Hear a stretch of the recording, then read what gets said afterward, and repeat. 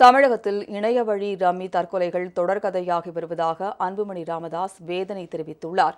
கடந்த 15 நாட்களில் 5 பேர் தற்கொலை செய்து கொண்டுள்ள நிலையில் தமிழக அரசு இனியாவது விழித்துக் கொண்டு மக்களை காக்க நடவடிக்கை எடுக்க வேண்டும் என்றும் அவர் வலியுறுத்தியுள்ளார்.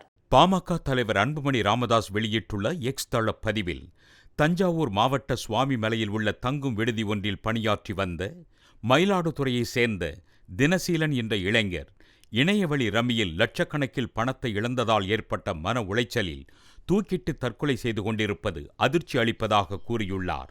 அவரை இழந்து வாடும் குடும்பத்தினருக்கும் நண்பர்களுக்கும் ஆழ்ந்த இரங்கலையும் அவர் தெரிவித்துள்ளார்.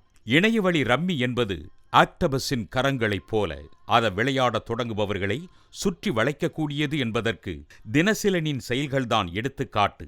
மயிலாடுதுறையில் நண்பர்கள் மற்றும் உறவினர்களிடம் லட்சக்கணக்கில் பணத்தை வாங்கி இணைய வழியில் ரம்மியில் தினசீலன் இழந்துள்ளார்.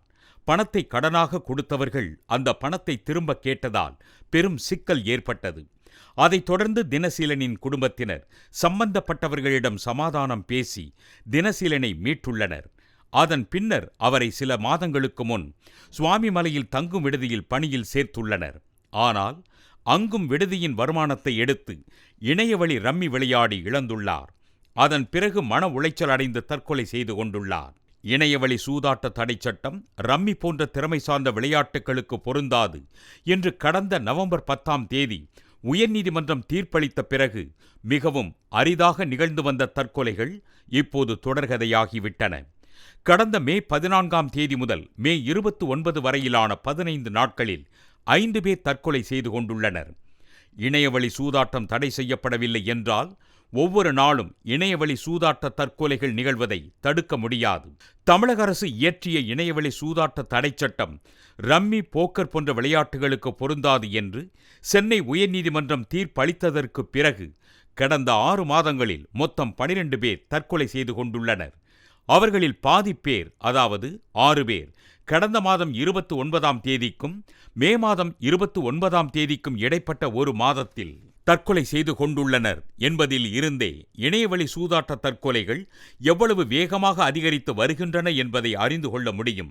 இணையவழி சூதாட்ட தற்கொலைகளுக்கு முடிவு கட்டுவதற்கான ஒரே தீர்வு சென்னை உயர்நீதிமன்ற தீர்ப்புக்கு உச்சநீதிமன்றத்தில் தடை பெறுவதுதான் என்று தமிழக அரசை வலியுறுத்தி வருகிறேன். ஆனால் அதன்பின் 6 மாதங்களுக்கு மேலாகியும் உச்சநீதிமன்றத்தில் தடை பெறுவதற்கு எந்த நடவடிக்கையும் தமிழக அரசு மேற்கொள்ளவில்லை.